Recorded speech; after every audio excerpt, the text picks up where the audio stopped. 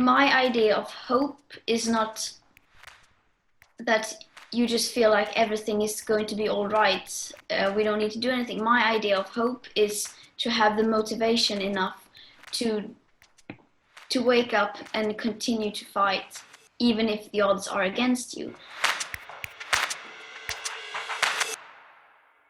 Há 2 anos, Greta Thunberg começou um protesto solitário na frente do parlamento da Suécia com uma placa que dizia greve escolar pelo clima. Outros jovens foram se juntando a ela até se tornarem uma multidão. Com o tempo, os protestos passaram a ser apenas às sextas-feiras, começando o movimento Fridays for Future, Sextas-feiras pelo Futuro, que mobilizou milhões de estudantes em dezenas de países, inclusive aqui.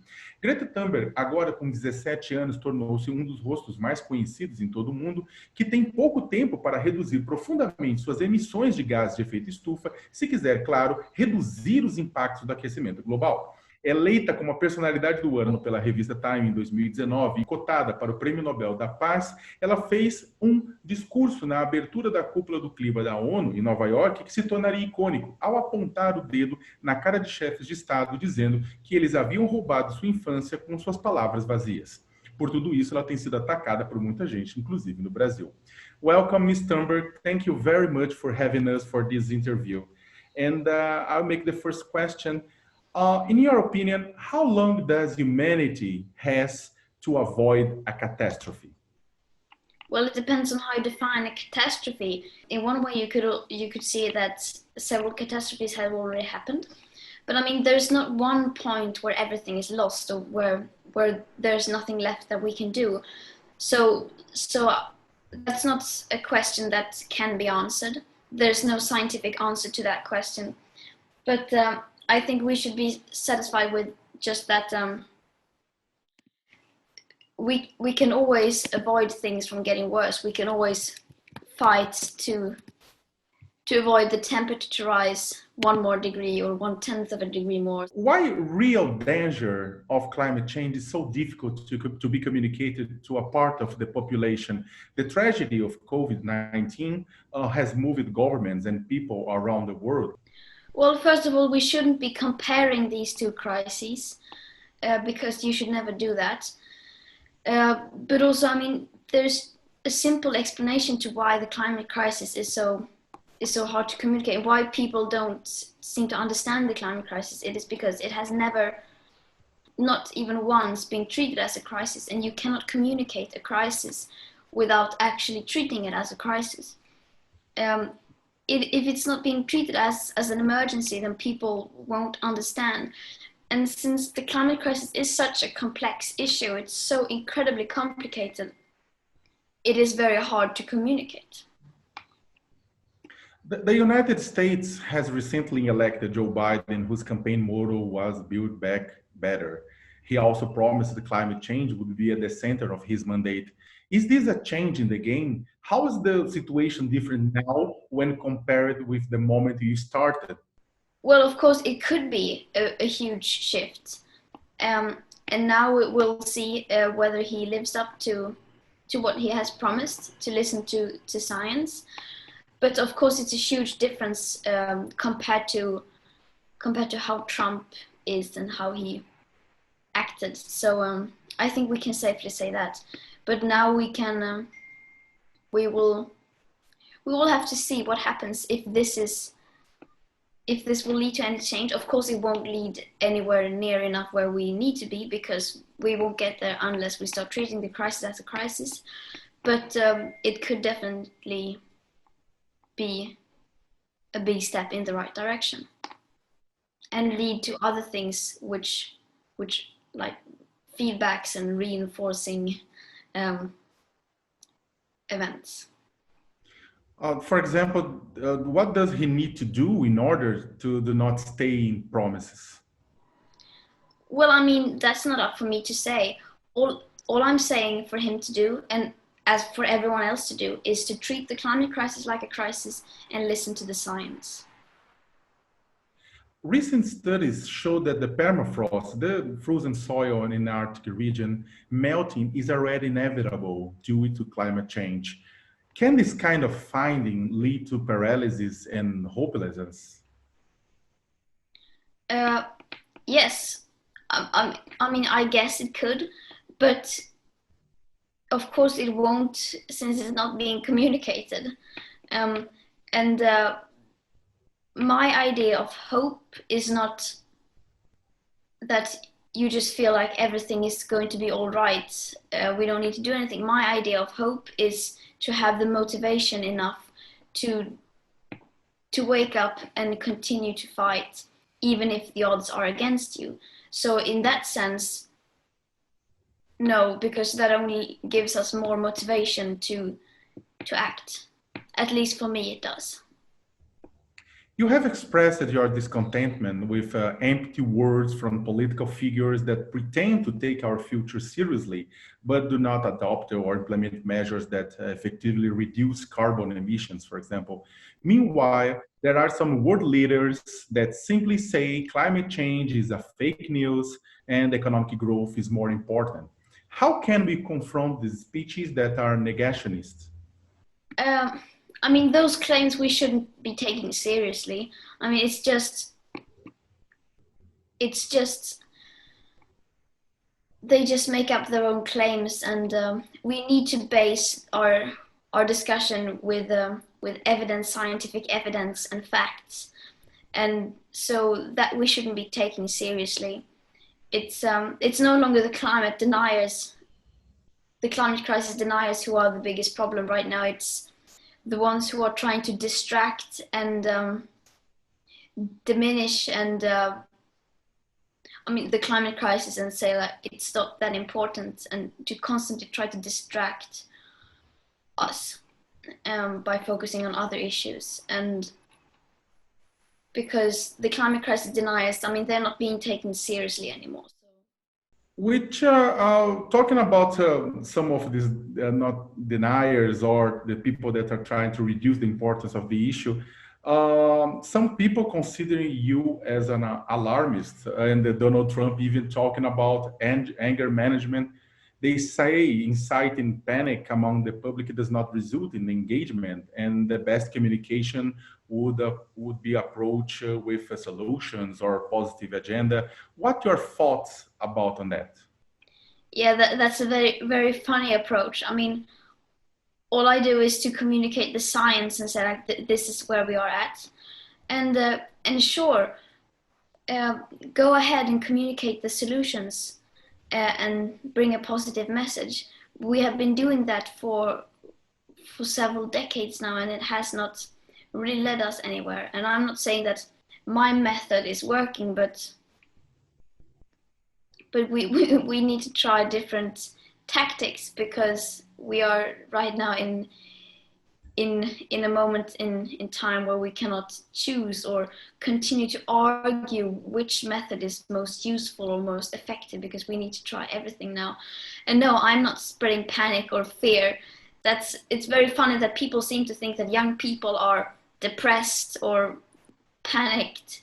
Of course we are not. We are just we have tried everything to try to get you to wake up, and this is what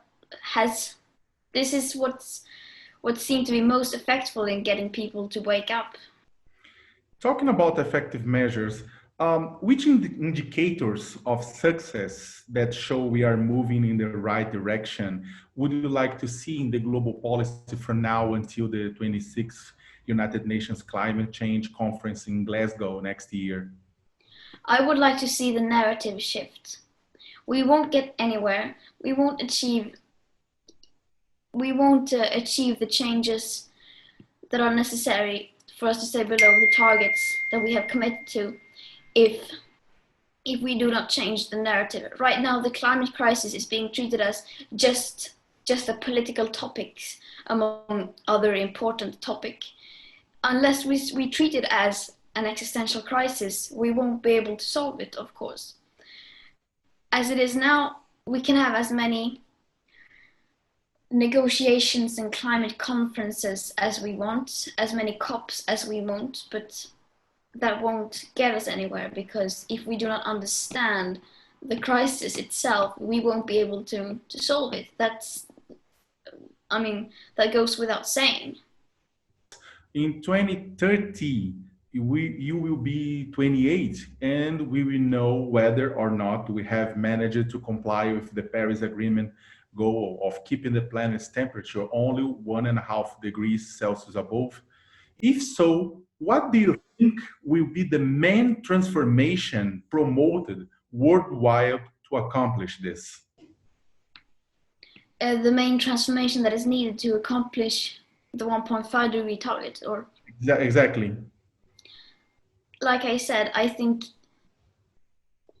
the main method or the main change or shift that we are going to have to make in order to achieve that target is our mindsets. That is the biggest change that we are going to have to make. Ms. Thunberg, you have said that Rosa Parks has inspired you. For those who doesn't know, the audience that don't know, Parks was a civil rights activist who refused to relinquish her seat in the bus for a white man in 1955 in the United States. She was arrested for disrespecting local segregation laws, which made black people give up their seats for white people, giving rise to protests and boycotts that lead to change. What lessons have you taken from her activism? That anyone can make a difference, that you don't need to be, I mean, it can be the unexpected person who makes the biggest difference. You don't have to be the loudest or the most powerful or the richest or the most privileged in order to change the world, but everyone can change the world, and that we should never be discouraged from that. We should never underestimate the power of one person's voice. And talking about the power of one person's voice and the results of that, the movement that you have created, Fridays for Future, became a wide and great global mobilization, leading millions to the streets in September 2019. And now it seems to be part of the scenario. Has the movement been normalized now, or did the pandemic get in its way? Uh, First of all, I didn't create the movement. Everyone is equally to thank for the uprise of this movement. But I mean, of course, during a global pandemic, during a crisis like this, all other issues are going to have to be set aside, and that's not unique for the climate. So I think that's a very strange narrative that is being communicated, that the climate has had to step back. Of course, every issue has had to step back, because that's how you act in a crisis. You put other things aside and focus on the most urgent thing right now. But of course, so yeah. And that bringing about talking again about world leaders, with the end of Trump era and the coming of Biden's presidency, there is the expectation if the Brazilian president Jair Bolsonaro will be seen as the climate outlaw number one. How has Brazil been perceived worldwide? Well, I can say that at least here in Sweden, we see Brazil and the Bolsonaro government as real climate villains. That's not me saying, that's just the general approach that people seem to have here. Do you think that this kind of perception would have economic impacts for Brazil if Brazil didn't change behavior?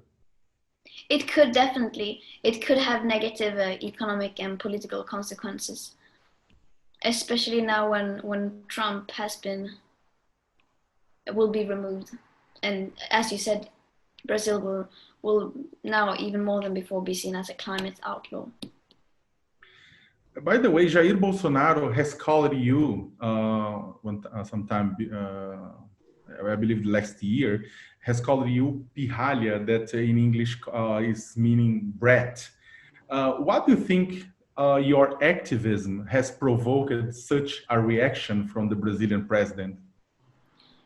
Because they see that it is actually having an impact, and that it is changing something. It is changing maybe the public discourse or the debate, which which poses threats to their interests or whatever it may be. So yeah, I think that's a sign of people being desperate, that they just simply need to silence people who are speaking up. Ms. Thunberg, Naomi Klein wrote a famous piece about you, saying being in the autism spectrum, having Asperger's syndrome, made you singularly focused on this issue, immune to self-deception and forms of negation that overtake even those who know climate change in deep. Do you agree with this? Yeah, I think people on with several like diagnoses, if it is autism or ADHD or whatever it may be, it is easier for us to see the climate crisis in the way it should be seen, in the way it is, because we aren't equally participating in the social game that everyone else seems to be so fond of. So yeah, we are a bit different, we work differently, and that in this case is an advantage, that we see the world in a different way. And how lesson you can take about this to bring everyone paying the same attention that you pay the attention on the climate change? Well, I think we just need to think a bit outside the box and see the world from a different perspective, to not always see the world from our perspective, but from a broader perspective, from a bigger, both historic time perspective and from the perspective of future generations and the people living in the most affected areas. So I mean, we need to change the way we see the climate crisis from, I mean, fundamentally, because if we do not come to terms with the way we see the world and the way we perceive the world, we won't be able to achieve the changes that we need to make. In order for us to fully understand the climate crisis, we need to admit that we are the ones who have caused it. And that means that we have to admit our common failure. And that is something that people don't want to do, because that completely goes against our worldview, and that where everything needs to be told in a success story. So we need to change the way we see the climate crisis. Ms. Sternberg, I know that you don't like to talk about your personal life. You think you're talking about your fight, but in a short period of time, you were chosen the Person of the Year by Time Magazine. You were considered, you are nominated to the Nobel Prize. You made huge speeches in United Nations. Talked with world leaders, talked to them about what they are doing to the future. What changed? What have changed in your life, in your fight, after you got this visibility? Well, of course, in one way, everything has changed. I can't have the same life as I had before, but also in one way, nothing has changed. I'm still very much the same person who I was then, and I mean, I know that this attention will very soon disappear, because I won't be as interesting anymore. So I'm just trying to use this platform I have now, when people are for some reason listening to what I have to say, and to use then my platforms and my channels in order to spread awareness and to communicate the climate crisis. Fridays for Future started with a school strike, your school strike, the school strike of many. How can education serve youth today? What path should be the school tread to meet the needs of students? Well, it's not just a problem about schools, although that is a big part of it, but we generally need education, and we need to spread awareness and spread information. And that's not only among young people, although that's also very important, but maybe especially among adults, because there's a huge lack of awareness when it comes to the climate and environmental crisis today, and that's something that goes much deeper than just our school systems. I have more two questions for you. First, it's about indigenous people in Brazil. Indigenous people are responsible for the preservation of huge forest areas in my country, but they have been hampered by engineering and mining projects and victims of persecution and murder in land conflicts. Is it possible to be sustainable in a developing country that has a major part of the population of the government that doesn't believe in that? Of course not. You cannot be sustainable without respecting everyone's rights and without putting solidarity and equity at the front, at the very focus. If we do not treat people with respect in the way that people need to be treated, you cannot live sustainable. You cannot be sustainable. And what is happening now in Brazil and many other places is a disgrace, the way that people are being treated. Yeah, you can't really say anything else about it. It's a disgrace, and that needs to change dramatically if we are to have a chance of staying below the 1.5 degree goal, or whatever it may be, to stay in line with the Paris Agreement, because we cannot have climate justice without having social justice and indigenous justice, and also because indigenous peoples all across the world are a very crucial resource in actually tackling the climate and environmental crisis. We can't do it without them. And talking about the participation, what message would you send to the Brazilians that are worried about climate change and the future of the planet? Then I would say that your worries are justified, but there are many ways that many things you can do about it. And if you want to stop feeling worried or despair, then there is a very simple way of not feeling like that anymore, and that is to take action. That's how I did, and how I got rid of my worries. And if you do everything you can, you don't have any time to worry or feel sad or scared or anything. Then you do what you can. And what's do what they can? What's possible? Our ordinary citizen do to shift the situation?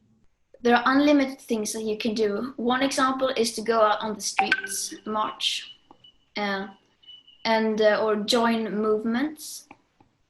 Use your voice in a democracy to shift the public opinion, and to vote for elected officials who respect this matter, and put pressure on people in power, especially to educate yourself, spread awareness to others, spread information, talk to people about this, and make this at the very center of people's attention. And then, of course, there are many things you can do in your everyday life to make your habits more sustainable. But yeah, go out on the streets, become an activist.